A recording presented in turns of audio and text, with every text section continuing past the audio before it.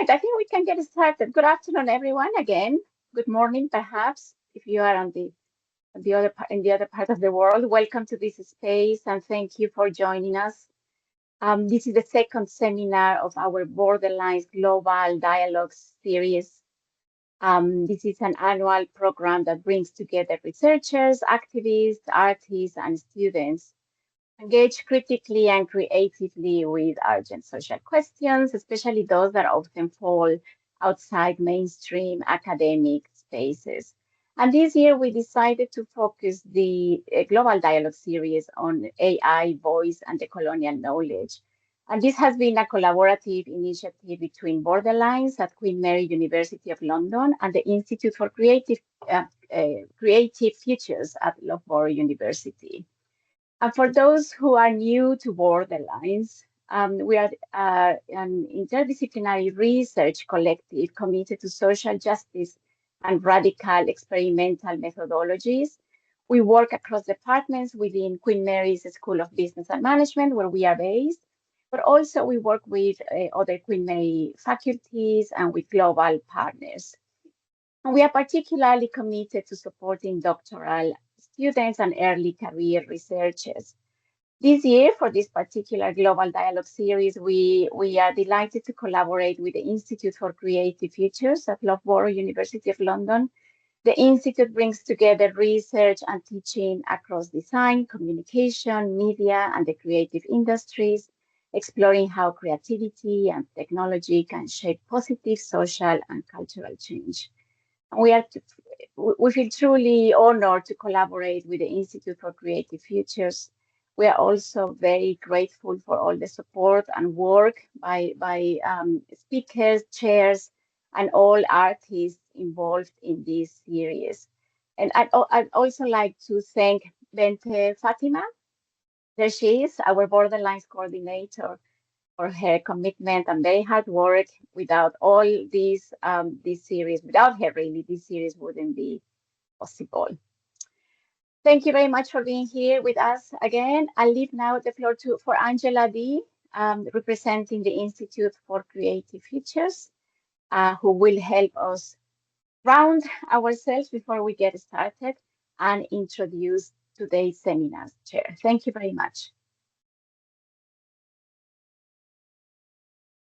Thank you so much, Myra. I'm going to hand back to you in a moment to introduce Anamik, actually. I'm just going to take us through a very small grounding exercise. So as we are moving towards decolonial practice and we're making some attempts to try to change the way that we go about our pedagogy and the way that we go about our interactions, one of the things that we're trying to do is to bring in a notion, an awareness of our embodiment. So before we begin, I just want to invite everyone, if it feels good to you, if it feels possible for you, to take a moment and notice the energy in your body. Notice your connection to whatever is supporting you, whether that's a chair or a sofa or the floor, and to really tune in to your connection to this support. I invite you to take some deep breaths if that feels good. If you need to take your eyes away from the screen, you can do this now. You can do this at any time throughout our time together. Don't forget that your body is here and has things to say to you as well. I've also been paying attention to and engaging with the work of Dr. Vanessa de Oliveira Andriotti and the Gesturing Towards Decolonial Futures Collective based in Victoria. And the land acknowledgement that she does at the beginning of her work is really inspiring to me. So I wanted to give you a little acknowledgement inspired by that practice. I invite you to acknowledge that the land that we're on has a long history. I invite you to be aware of your body as a part of that land, as connected to that land, and to remember all of those who came before to tend to that land, and that we are a part of that lineage, and that there are people who will come after. And to those who came before, you may want to make a commitment to addressing the mistakes that have been made in the past. And to those who are coming after, you may want to make a commitment that you will do your part while you're here to rectify those things.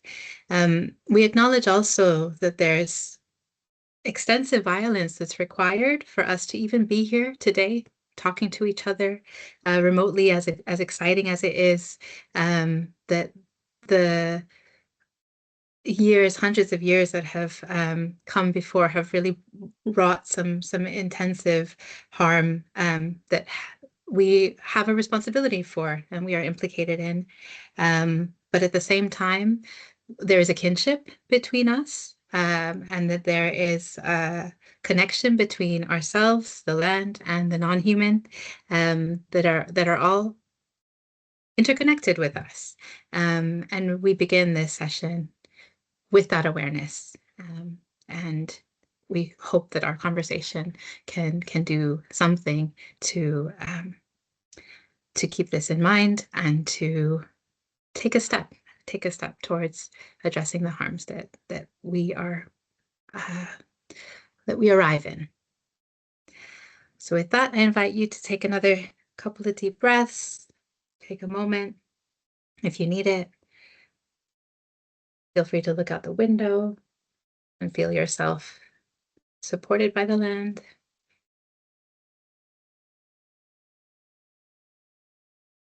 And we thank you all for being here today and moving with us in this, what we hope is a different direction. Back to you, Myra, now for the next introduction. Thank you. Thank you, Angela. Thank you so much. That was wonderful. Thank you for helping us feel more grounded and reminding us of the things that actually matter, especially in the midst of this chaotic academic life and all the pressures we all feel, right? So thank you very much for that. Well, with that, I'd like now to introduce our chair. And I just lost the page I was actually looking at. Just give me a second. Difficult to work with numerous screens. Here we go. Okay, so I would like to welcome today's chair. And my file is still opening. Here we go. Dr. Anamik Saha, thank you very much, Anamik, for agreeing to chair today's session. Dr. Anamik is a researcher specializing in race and media with a particular focus on diversity in the creative and cultural industries. From 2014 to 2022, he was based at Goldsmiths before returning to Leeds here in the UK as Professor of Race and Media in the School of Media and Communication. Anamik has published numerous books, including Race and the Cultural Industries, Race, Culture and Media, and the Anti-Racist Media Manifesto. His research has been featured widely in the media, including The Guardian, TES, The New Statesman, and on BBC Radio. In 2020, he was named one of the bookseller's most influential people in the book trade. Anamik, thank you very much for being here with us, and I'll leave it now to you. Thank you very much. Thank you so much, Maya. Thank you also to Angela and Bentner for bringing us all together. It's really wonderful to be here. Great to see such a interesting group of people in the room already. And it's my privilege to be chairing this particular session, which is called Who Speaks? AI and the Politics of Research, Education and Creativity, where we're through our speakers, we've got 4 brilliant speakers who I'm going to introduce in a moment. We're going to be thinking about how AI is reshaping ideas of knowledge generation, education and creativity. And we're going to explore the political, pedagogical and creative tensions and possibilities introduced by this rapid uptake of generative AI. And just for those of you who saw the first seminar, it was a really brilliant session. I was really glad to be a part of it. But you know, I think from the sense I'm getting already is that, you know, with so many loud pronouncements on what generative AI is or isn't doing with regards to creativity and knowledge production, I think the aim of this seminar, and I think the series in general, is to bring some nuance to those debates without losing criticality, and more crucially, I think it's rooted in praxis. So and I think this seminar really is going to embody that. So the format, before I introduce the speakers, the format is we're going to have 3 presentations from about 10 minutes long from each presentation from 3 presenters, and then an artistic offering for the final 15 minutes, and finally a discussion and a Q&A to round off.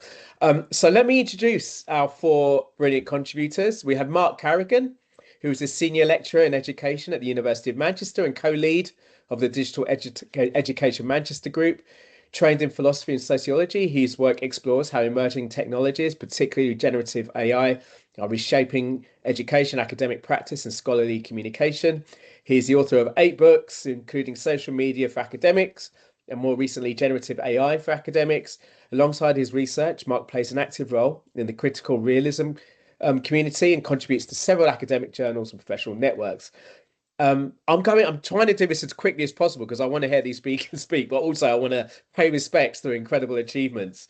So forgive me if I miss anything out. But Helen Beetham is a researcher and consultant in digital education whose work has helped shape thinking about...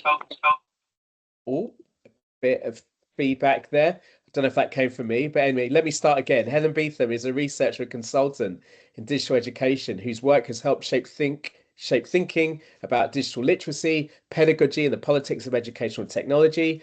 She has advised universities and international organizations, including UNESCO and the EU, and has played a leading role in JISC initiatives supporting digital transformation in higher education.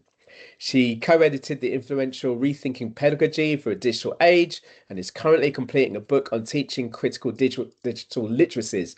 Her writing on AI and education also reaches a wide public audience through her Substack, Imperfect Offerings. Go and subscribe today. Then we have Carlos Eduardo Souza Aguiar, who is an assistant professor at Sao Paulo State University and is in Brazil right now, whose interdisciplinary work spans sociology, communication, philosophy, and religious studies. His research examines the intersections of technology, culture, communication, and religion, with particular attention to how digital media reshapes social and spiritual life. He is the author of Thinking Technology and Digital Sacredness, and has taught and conducted research across several Brazilian and international institutions, including doctoral work at the Sorbonne in Paris. And then finally, we have Mojisola Adebayo, who is a professor of theatre writing and performance practice at Queen Mary University of London and an internationally recognised theatre artist, performer, playwright, director and facilitator. Her creative and scholarly work explores Black queer performance, social justice and community practice, drawing on traditions such as theatre of the oppressed.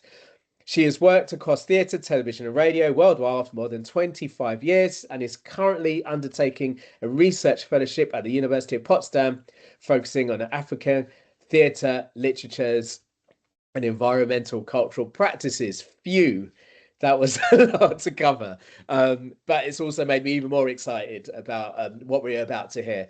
So as I said, we're going to have each speaker, the 3 speakers speaking for 10 minutes, followed by Mojisola, who's going to be, I think, performing some of her work in a 15-minute session. So I'm going to go, if it's okay with our speakers, I'm going to go in the order that is listed on the program. But next up, I want to introduce Helen, who also has slides. Helen, do you want to... I do, but thanks to a quirk of Teams, I'm dependent on Myra for my slides. But if it's all right with you, Myra, I will start talking when Annemiek hands over, and I will, yeah, great. So hand it over. Helen, I'm very happy to share your slides. Just give me a second. Let me get them ready. That's okay. If you're okay for me to start speaking, then I will. Yes, please go ahead. If you could start at the beginning, that would be great. So just a warning that I am going to be speaking peripherally about the violence of occupation in my slides. And also then I think it's really important to ask who's speaking. Who am I, a white woman, to speak of occupation?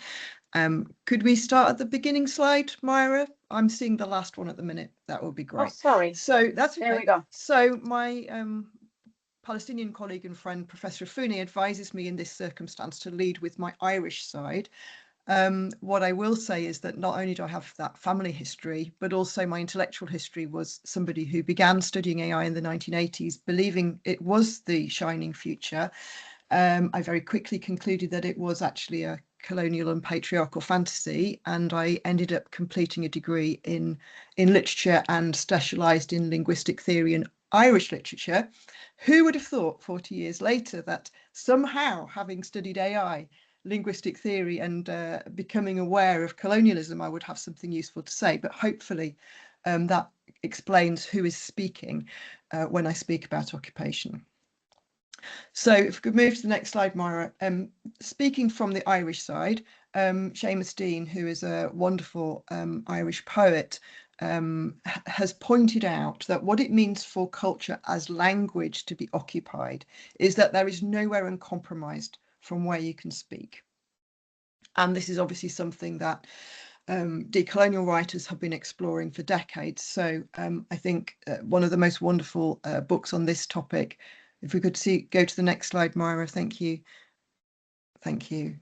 From Mationgo, talks about language carrying culture, language being the collective memory bank of people's experience in history.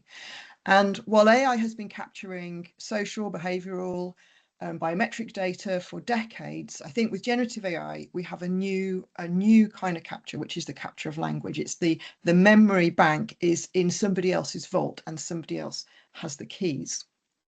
If we go to the next slide. So I want to just emphasize that when I say that this is cultural occupation, I very much don't mean occupation as a metaphor. I mean that AI, in all the forms we know it, is involved in the most violent occupations the world over. And these sites of occupation, Gaza, Ukraine, Venezuela, Minnesota even, are where AI is being most vigorously developed. And I'm happy to go into the technicalities of this is a slightly different kind of AI, but it is the same companies exploiting and developing the same infrastructure in order to do this. So a reminder that cultural capture and assetization requires the backup of violence and always has done. So if we go to the next slide, you think about the violent seizure of AI relevant raw materials and the violent subduing of nations, mainly in the colonial periphery, that happen to have those materials. And of course, the violent surveillance of populations by capturing social, behavioural, biometric data and cultural data. This is the point, it's not a bug. Why do I talk about occupation and not, for example, cultural capture, which Naomi Klein does? I think it's entirely true that this is what we're seeing is cultural capture, but it's what happens downstream of capture. And I think that's what Mark was leaning into, that I think creates the impossibility of a culture to speak of and for itself, and creates the ongoing exploitation of cultural labour using cultural capture to do that. So obviously, when I say culture here, I don't mean just those kind of high points of elite culture that might attract IPR or patents or copyright. What I mean here is cultural as shared practice and as sort of social reproduction of how we live our lives and reproduce them. So I'm going to just look at one example, if you could go on, Myra, of how I think this cultural occupation happens. And I'm going to go right into what Audre Lorde would call his master's house.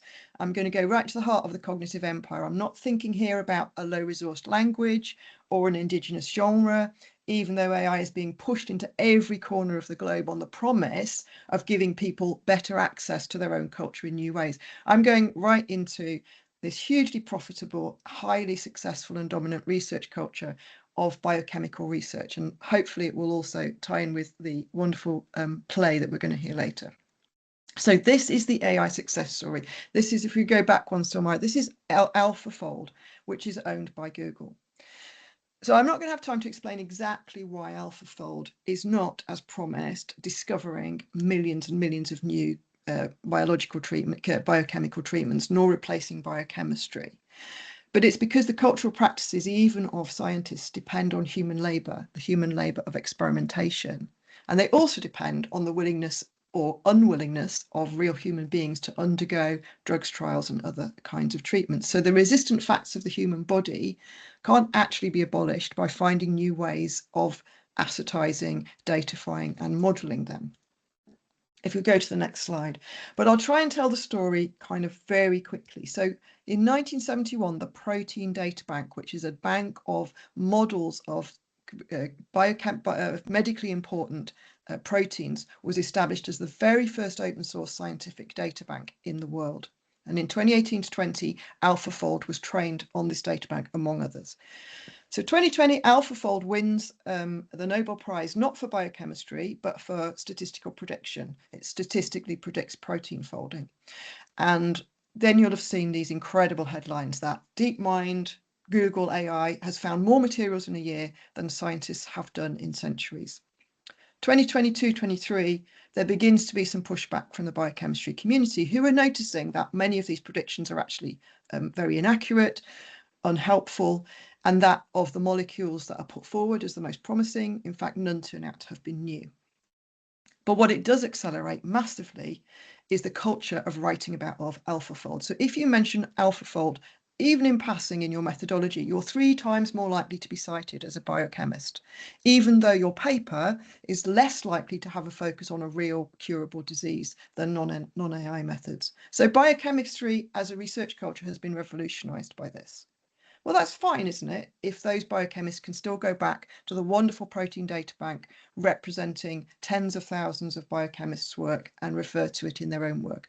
Well, unfortunately, the latest from the protein data bank is that the open source version now contains 5 times as many predictions made by AlphaFold as actual experimentally supported structures. And there's real anxiety about how this wonderful resource is going to be preserved from computationally inferred errors. So what's that little kind of case study showing us? It's that, you know, if you are a biochemist and you have that research culture, you're not a disempowered person. You're in one of the most highly resourced research cultures in the world. You now have to go to the machine to sell your knowledge labour at all. And the machine itself has captured the data that you've depended on. And the only way you can access some of the spin-off data architectures that are now behind paywalls is to pay for them. The open source has been enshittified. And if we go to the next slide, Mara, this is exactly what Mark was talking about, that the first impact of cultural capture and occupation is to enshittify what we have in common. It's to enshittify and make less usable the culture that we have in common. But that's not the kind of end point of it. If we go to the next slide, Myra, the whole point of this, as I'm saying, is that underlying this is the exploitation and downstream disciplining of cultural labour, and in fact of other forms of labour as well. So the ways that large language models discipline labour of different kinds, data labour, for example, I think Data Workers Inquiry estimates that between 5 and 12% of the world's population now engages in some kind of data labour. And that's not including all of us who are doing data labour all the time, that we interact with them. This labour is obviously, obviously, just as our platforms are, built on layers and layers of historically inequitable colonised labour. The contents and outcomes of these models, of course, are biased, just as biochemistry databases are biased, in fact. But the focus here should not be on bias and the fact that bias could perhaps be mitigated by including different data sets. The focus, I feel, should be on the structural inequities that are involved in occupation. So I'm nearly done with this example. So if you go to the next screen, what can we do? Sorry, the next one. This is the Data Workers Inquiry screen. If we go to the next one, Mara, what can we do? Again, like Mark, I'm not going to offer massive solutions. I hope that's what we're going to talk about. But I think we can take forms of nonviolent direct action, as many cultural and data workers are doing, to organise. Academics seem a lot slower, in fact, to recognise the risk and to organise around it. But we can create AI-free and AI-resistant spaces of cultural practice. And if we go to the last slide, this is a lovely cartoon that was drawn for me from a keynote that I was doing in Ireland about the idea of creating AI-resistant spaces of cultural practice within universities, spaces where we lean into those aspects of our research and creative cultures that are not capturable by data. We practice slow and careful forms of refusal. We nurture those spaces that are more AI-resistant. And on the last slide, I'll just leave you with a quote from the wonderful AI critic Annette Rivroy, who reminds us that the common, which is embodied, is the unrepresentable in data, the incalculable. It's what we find in the organic. It is the normativity of life itself. And I think, having started, Angela, with your wonderful embodied practice, I would just remind us that all our creative and research practices are embodied, and that in here there is massive hope for resisting AI. Thank you. Brilliant. Thank you so much, Helen. Another fascinating paper. Without further ado, let's go to Carlos in Sao Paulo. Great. Are you ready to go? Yes, I will share my presentation. Let me see. Okay. So thank you so much to the invitation for the opportunity to be part of this global dialogue series. I'm grateful to the organizers and to everyone who helped create this space and situate conversation on AI, voice, and decolonial knowledge. It's a pleasure to join this dialogue and to share some reflections with you today, and it's a privilege to speak after Mark and Aaron. So, artificial intelligence represents a real danger. This danger is not the familiar science fiction history where machine replaces humans or act by themselves. Rather, it's connected to how AI reinforces existing global asymmetries and stabilizes the North global hegemony in the production of knowledge and creativity. In this sense, AI should be understood not only as a technological system, but as part of wider configuration of power that shapes whose voice circulates, whose knowledge is recognized, and whose forms of creation gain visibility. However, this debate often focuses on corporate and geopolitical power, but does not fully address what's involved. The issue is not only who controls AI systems, data, and platforms. It also concerns the computational rationality that underlines these systems and organizes how knowledge, language, and creativity are produced and evaluated. This rationality operates through standardization, quantification, and optimization, shaping what can be recognized, valued, and amplified. As a result, computational rationality promotes a monolithic view of the world, privileging what can be calculated with direct consequence for voice and visibility. Even when different actors use AI systems, they not all have the same reach. Voices that not align with dominant norms of expression are less likely to circulate or to be recognized as legitimate. From this perspective, computational rationality can be approached as one of the instruments of the coloniality of power. By presenting its categories and standards as neutral and universal, this way of thinking rides its historical and situated character. In doing so, it reproduces hierarchies between forms of knowledge, modes of creativity, and ways of interacting in the world. What appears as a technical efficiency thus becomes a political force that orders difference and limits plurality.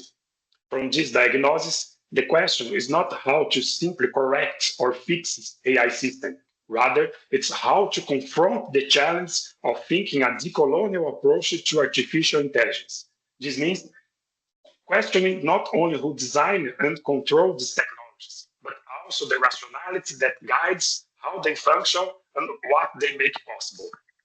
A decolonial perspective requires resisting the idea that a single model of intelligence, knowledge, and creativity can be universalized.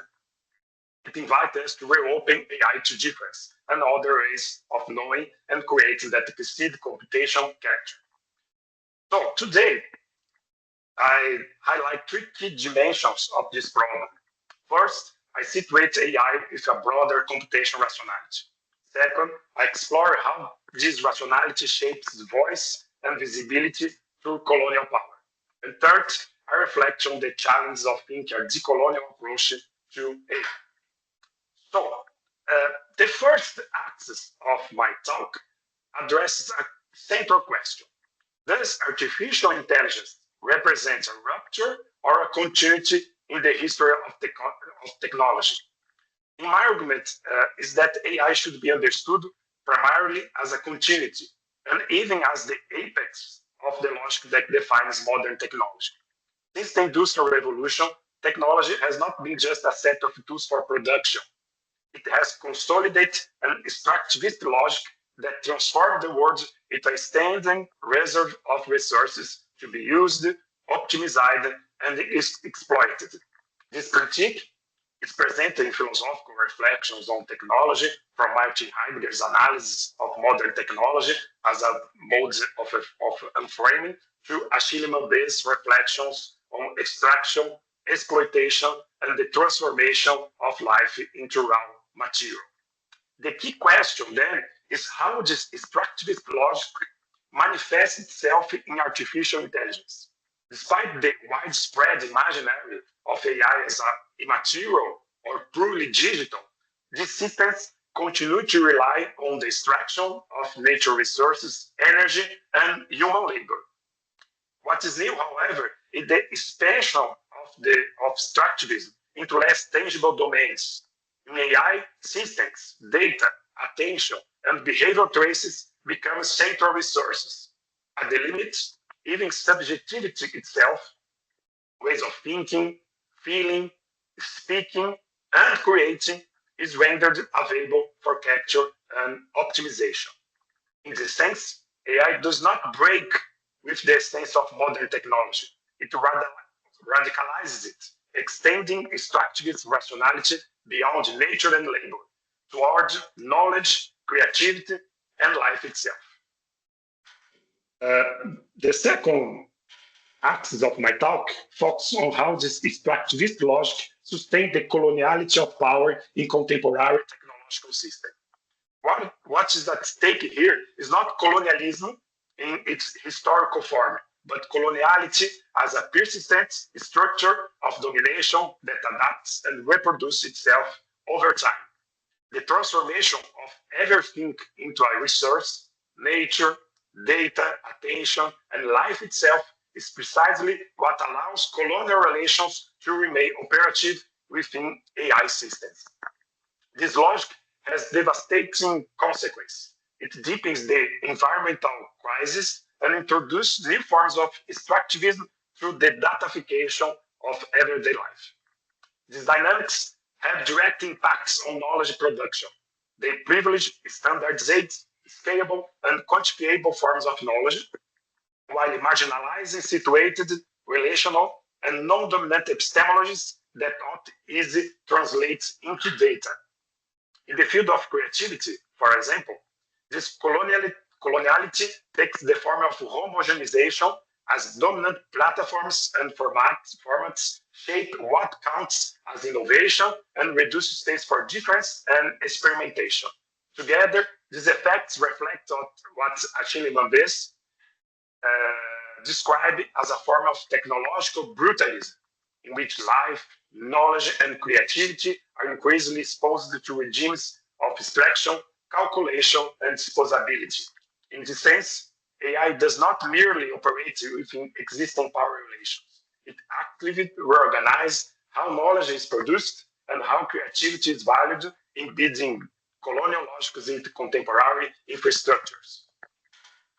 Finally, the third axis of my talk approaches artificial intelligence through the idea, draw from Jacques Derrida and Bernard Stiegler, that every technology functions as a pharmacon, both poison and remedy.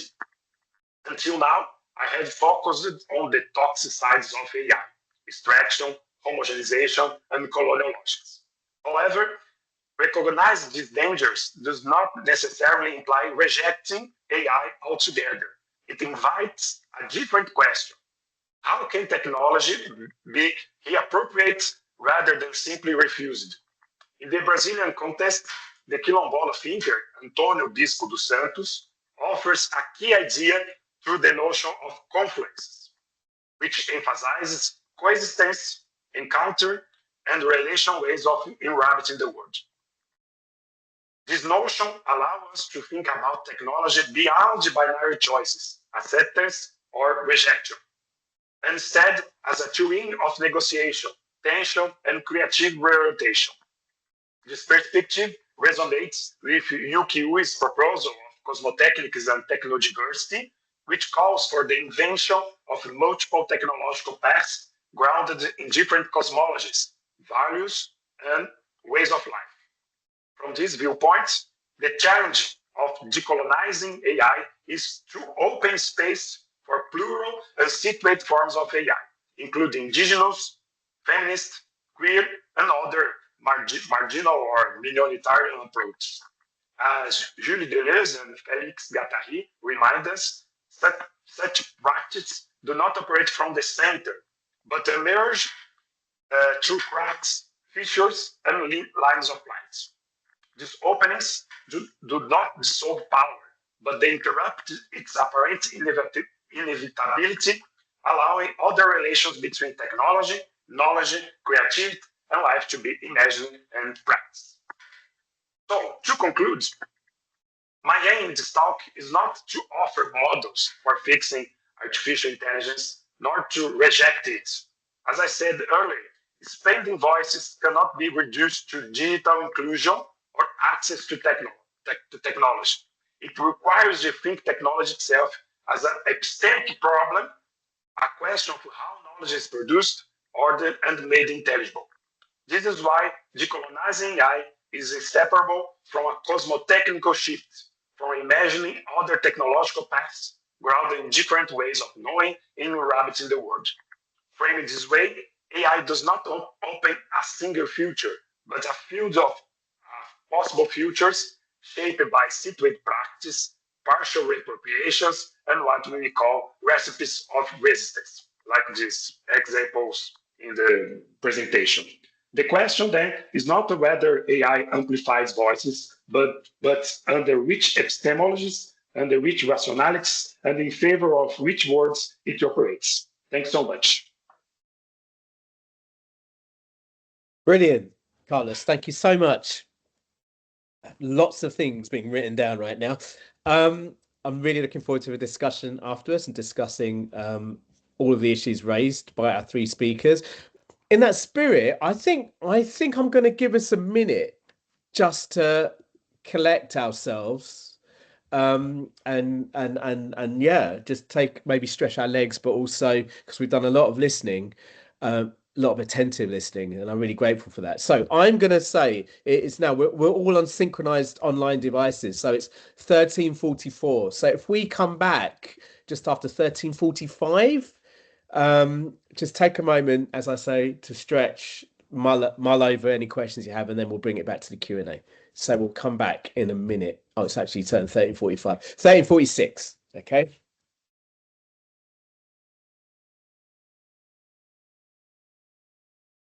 I just need to use my mic for a moment to acknowledge how powerful that was, Majisola. Thank you so much. Mics were off, but you couldn't hear me hooting and hollering in the background. Just so much amazing energy and so much education. I was so grateful. Thank you so much for bringing that to us and sharing it at our table, and for the libations, and to Henrietta Lacks, whose life is enabling so much more life. Wow, what a story. Yeah, thank you so much. Thanks to her. Thank you.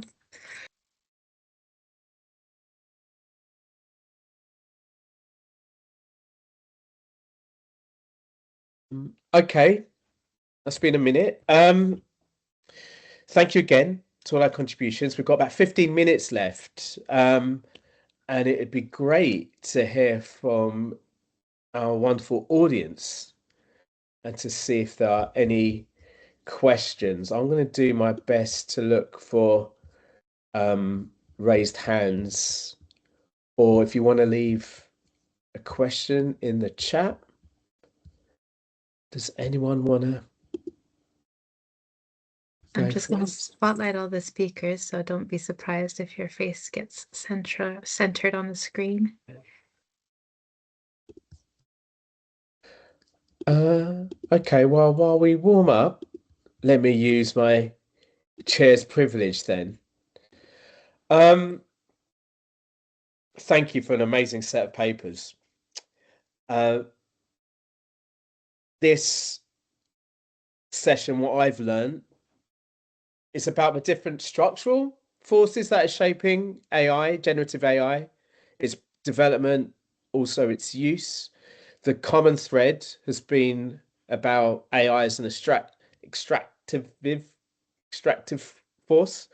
And that's deeply implicated either like directly in colonial projects or generally, if we think about colonialism as an extractive, exploitative process and system. I was interested by, and then those what I got from through the papers, and Margie Sola's talk kind of, really focuses on, I was reminded of just Spivak's notion of can the subaltern speak, kind of giving voice to those who have been silenced and have been invisible. Welcome.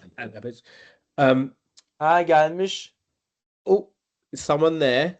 Is that a question, or is your mic accidentally on? I'm going to assume the latter. So I just couldn't help but know. So Helen, in your paper, you talk about the need or the potential of like creating a protected, AI resistant space.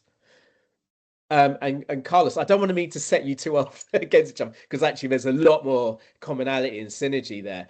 But also, Carlos, you talked about an opening, actually, developing a pluralistic generative AI. Mark's kind of paper talks about the political economy conditions that actually constrain whatever and place limits on whatever potential comes out of AI. And then Margie Sola, I think, kind of through the voice of Henrietta Lacks, talks about the ambivalence of it. On the one hand, kind of giving herself up in a way that could produce freedom for millions of people, but in a way that actually extracts and exploits and silences. So there's no question there. But I was just thinking through my thoughts. But maybe if there's anything I said there that resonated with you and compels you, any of our speakers, to kind of add to what they've presented, that would be greatly appreciated.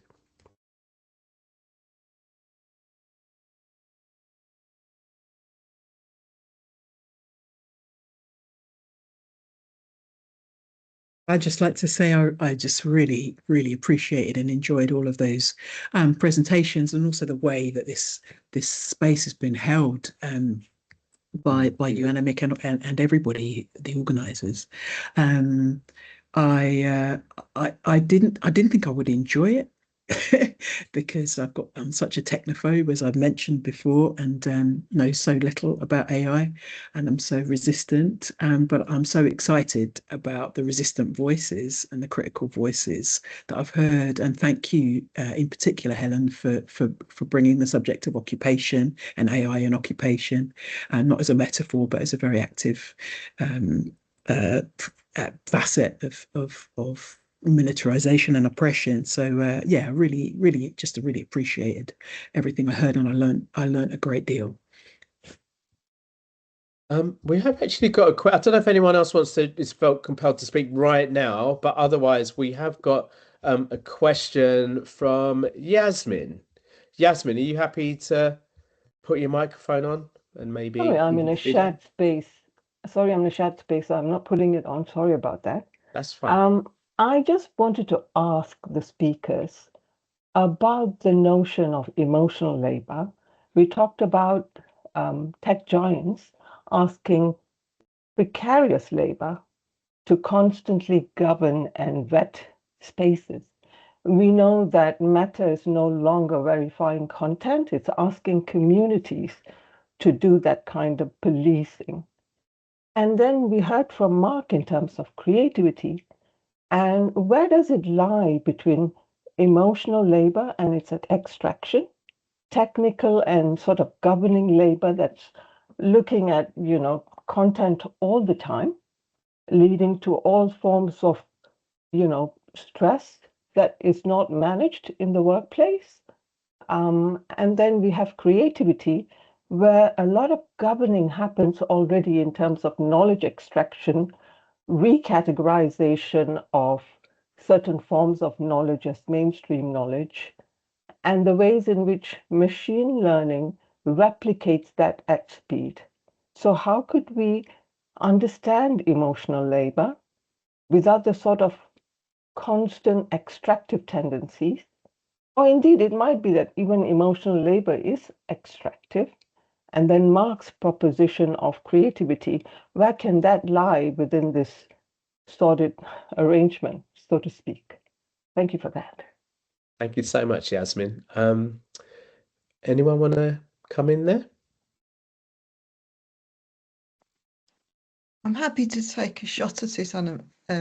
Although I think, thank you so much for the question. And also, I'm still slightly in recovery from that incredible experience of being in the garden with Moji Sola. So I've tried to be articulate as I can, which was a wonderful enactment of the fact that, you know, embodied meaning making is always going to triumph over sort of deracinated, normativized intellectual kind of propositions, which is precisely, I think, what we were trying to say in a way, or what I was. I think you could include emotional, you know, the amount of labor, talking about 5 to 12% of the world being involved in data work. And in terms of the AI stack, that's everything from training, refinement, categorization, verification, to actual impersonation. You know, we're beginning to discover that an awful lot of this supposed interaction with AI, particularly the kind of stuff around the emotional labor, is, you know, at least at some points in that interaction, data workers are jumping in and taking control, a little bit like supposedly self-driving cars. So it's not that people are necessarily doing this labor when it suits them to do it, you know, when they feel ready to do it. It's like they're on the spot. And I think that kind of gathering, that curation of this vast amount of data should give us a sense, and I think this is where I'm not sure that Carlos and I are quite on the same page, of just what it would mean to try and appropriate that. Because all of that labor is meaningful, it's meaning making, it's culturally embedded. Yes, we could call it emotional, but I would call it meaning making labor. And for human beings, meaning making involves emotions and our culture and our bodies and our embeddedness with other people and our desire to communicate. That's what this statistical structure can't do. And that's why human labor constantly has to be shoved into it to prop it up, to bring it together. But at the same time, that labor is being aggregated in ways that are incredibly powerful for disciplining labor downstream. So I think if we're going to talk about appropriating any parts of that, because that is what we're talking about, we need to be very, very precise about what parts of that process, what parts of that stack we feel can be appropriated, that we have the power to do that, but should be appropriated, that they are worth struggling over. And to me, that is a question for politics, but it's also a question that it requires us to have a very precise understanding of what this technology is, that does not fantasize it in any way, you know. So I hope that goes some way to answering it. Fantastic. And before we move on to the next question, does anyone else want to respond from our panel? No? Okay. Oh, Mark, did you want to respond to this one? Yeah, thank you. Just to add that, that question makes me think again of the comparison to social media, because social media platforms have become something, you know, really quite morbid. The majority of people report in some sense feeling in some way uncomfortable with their use of social media. And yet we continue, they roll on. And there's a kind of automatic quality to it, which has become, you know, very distressing, I think, in many ways. And I don't think we're quite there yet with LLMs, because the labor of the users isn't really commodified meaningfully at this stage. You know, every user of ChatGPT is costing OpenAI money. And I think that's really significant for thinking about what's going on. So it's the kinds of extraction that I think will come later, which we don't yet understand, just because I don't think that extraction of the user's labor is really happening. Yeah, in fact, the kind of quantity of users is, in a weird sense, the financial problem these firms face, because their business model can't sustain that usage alongside profitability. So, you know, kind of what we are doing with them and how that might become labor, I guess, is the question I was left with from that intervention. Thank you. Carlos, do you want to say something as well? Yes, I'd like to answer Sadiq there here in the chat. Oh yeah, so let's just let me just read. So Sadvid's left a question for speakers. As scholars and artists, writers and creatives associated with universities, where is the epistemic resistance in universities, all of which seem to be investing heavily into AI as unquestionable social good? So yeah, Carlos. Yes, thank you for this question. I think it's a very important question. I think it goes straight to the core of the debate. Epistemic resistance in universities does not happen by simply rejecting AI, by refusing its naturalization as an unquestionable good. Resistance happens in how we frame AI as a social, technical, political, and epistemic system, not just as innovation or efficiency.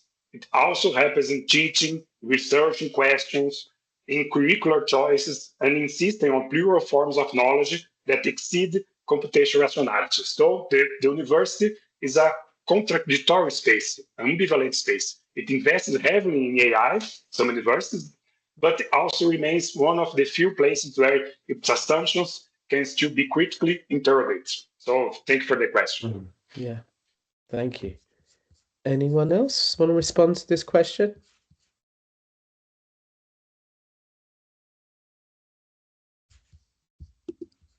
I mean, Helen, you've left a chat. Mark, right, I'm losing track now. So Myra, you've had your hand up for a while now. Apologies. Do you wanna? We've got a couple of minutes left, so please keep it short. Thank you, Namik, and thank you to all the speakers and Mojisola. As Helen, I'm also still recovering from that fantastic reading. I love gardening, so it wasn't difficult to transport myself to that space. And also because of that, I'd like to ask Helen, you mentioned, Helen, about, it was your last slide on creating spaces for AI resistance. And you showed this beautiful drawing of a walled garden with some greenhouses. And I just wanted to ask how that looks in practice. If you could give us a little bit more of an idea of how that works. Some examples would be fantastic. Thank you. I'm conscious of time, so Helen, as quick as possible. I'm just going to say one small thing, because I think this whole room has far more expertise than any one of us does, and this conversation should continue. But I do think there are spaces of modest refusal within universities and all other cultural organisations. You know, if you are told you must adopt now, you must use this now. Almost every organisation, including universities, has an ethics and responsibility statement and a duty of care, and also has statements about social and environmental justice. And I would be saying to my employers, you want me to use this responsibly, ethically and sustainably? That's what you're telling me to do. I feel a little under-resourced. Do you have some training about that? Can you show me your environmental audit? Can you show me how this aligns with your social justice statements? When you show me that, I'm willing to do whatever you ask. And I think these kind of spaces of modest refusal are kind of, you know, interesting places to occupy. Thank you so much. Mark, do you just want to quickly come in? Yeah, I fully agree. I fully agree with that, but I think there is a challenge in terms of the quantity of our students that are already using it and the way in which this is part of their life world. And I think we have to combine spaces for modest refusal with speaking to the practical challenges. I mean, best evidence we have suggests 90% of UK university students have used generative AI in some form. And how we speak to the practical challenges posed by that without losing a critical impulse, I think is really hard to do in practice. It's really hard to reconcile those two things. Thank you so much. I'm afraid we're going to have to wrap up there. I just can't thank each of our contributors enough for their amazing presentations. I also want to thank the organisers for putting us all together and creating these amazing conditions for some really wonderful discussions and interventions, artistic or academic or otherwise. I think the next session is in April. I mean, Angela, do you want to say anything about that one? I can see you, so I'm asking you. Is there anything to say yet? I think the thing to say is please go to the Borderlines webpage or follow Borderlines on LinkedIn if you use LinkedIn. Thank you so much, Fatima, for sharing our next session information here. It'll be on the 24th of March. We have some great speakers for you. You can take a look at the Borderlines information, but join us. We think we're creating something really special in academia. We think that what has been happening so far in the 2 sessions is starting to create some spaces for the epistemic refusal and debate and the criticality that we know we need to bring to this topic. We're sharing resources and having conversations that really feel like they are absolutely speaking to this moment, which is just so vital. So we thank everybody for their participation, contributions, presence, questions, and stick with us. There'll be more to come. Thanks so much. Thank you, everyone. Thank you all. Bye-bye. Take care. Thank you, Anamit. Great hosting. Bye, everybody. Thank you very much. Much Bye-bye. appreciated. Bye-bye. Thank you, Angela and Thanks. Fatima and Muito everyone. obrigada. Adiós. Muchas gracias. Muchas gracias. Chao.